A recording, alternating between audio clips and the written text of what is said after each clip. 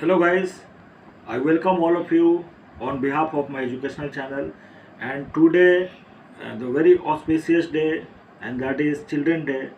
So what I have decided to help the children in terms of giving you some educational input. So today the topic is tissue. We'll discuss the tissue. Now the question is, what is tissue? You know guys, the tissue is our group of cell which is assigned to do a specific work is called tissue. Now, what are the tissue in our body? You know, blood is tissue, muscles is tissue, bone is a tissue, cartilage is a tissue, neuron is a tissue. So there are a lot of tissue in our body.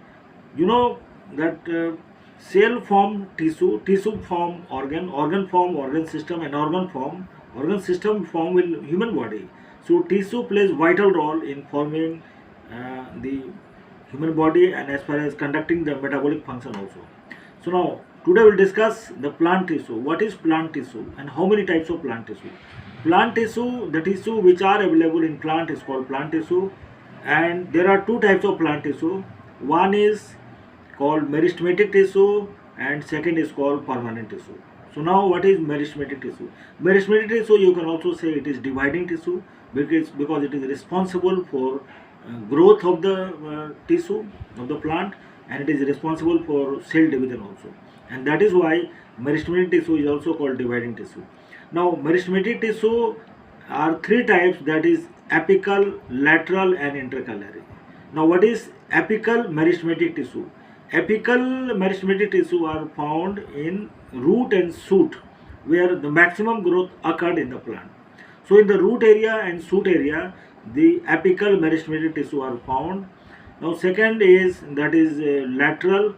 As far as lateral meristematic tissue is concerned, it is found in the girth of the stem. Also it is found below the bark also. It is responsible for maintaining the girth of the stem of the plant, and intercalary is that is responsible for growth of node and internode. You know the node and internode which is attached with the leaves and other part of the plant. So it is responsible for the development of node and internode also. So second tissue, and that is for permanent tissue. You know, permanent tissue is divided into again two part, and that is simple and complex. Simple tissue, you know, it is divided into three parts, that is parenchyma, collenchyma and sclerenchyma.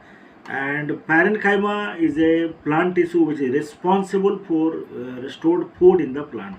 Parenchyma is also responsible for providing mechanical support to the plant. If plant is standing, plant is facing any kind of fast wind, and it is, even though it is surviving in flood also in adverse condition, because of parenchyma tissue is providing a strength, mechanical support to the plant, and also restores food also. Now second is after parenchyma, collenchyma is responsible for, it provides the flexibility in plant. Plant has flexibility, it can easily bend in all directions, you know, and that is because of collenchyma which is responsible for flexibility in plant. And sclerenchyma, you know, as far as sclerenchyma is concerned, it is found in the dead cell, in like husk of coconut, you know, which is very hard tissue, dead cell also, fibrous tissue. And why the husk of coconut or any sclerenchyma are dead cell? Because of one chemical substance, and name of substance, that is lignin. So because of lignin, the chemical substance, the material is always dead like structure and very hard also.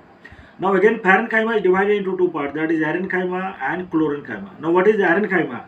Arenchyma are the plant tissue which is responsible for, like aquatic plant, the plant which is surviving in the water also. So because of arenchyma, some plant has the floating capacity, that it can float in the water, and this is called aquatic plant.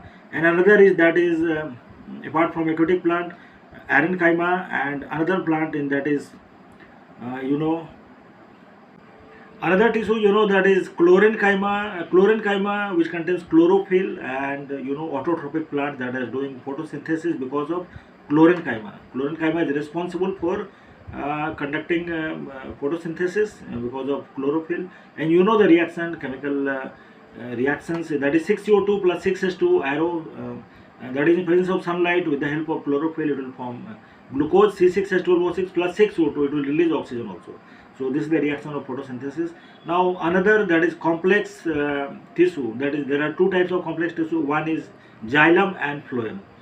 As far as xylem is concerned, xylem is conducting water and minerals, and from root to shoot, and the flow of xylem is always unidirectional. Why it is unidirectional? The question is have been asked in the examination. Because of transpirational pull, because of the forces, the flow of xylem is always unidirectional, and that is an upward direction. As far as phloem is concerned, phloem conducting, that is food that is formed during photosynthesis. So glucose which will form, and the flow of phloem is multidirectional. It is not a unidirectional, because food is required to every part of the plant, and that is why the flow of phloem, that is multidirectional.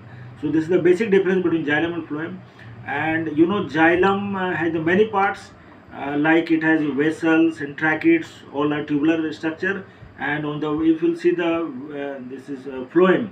In phloem you will see that is sieve tubes are there, companion cells are there, which are responsible for conducting the food material also in the plant. So these are the, today we have discussed the plant tissue, and in my next classes we will discuss the animal tissue also. So thank you very much to all of you.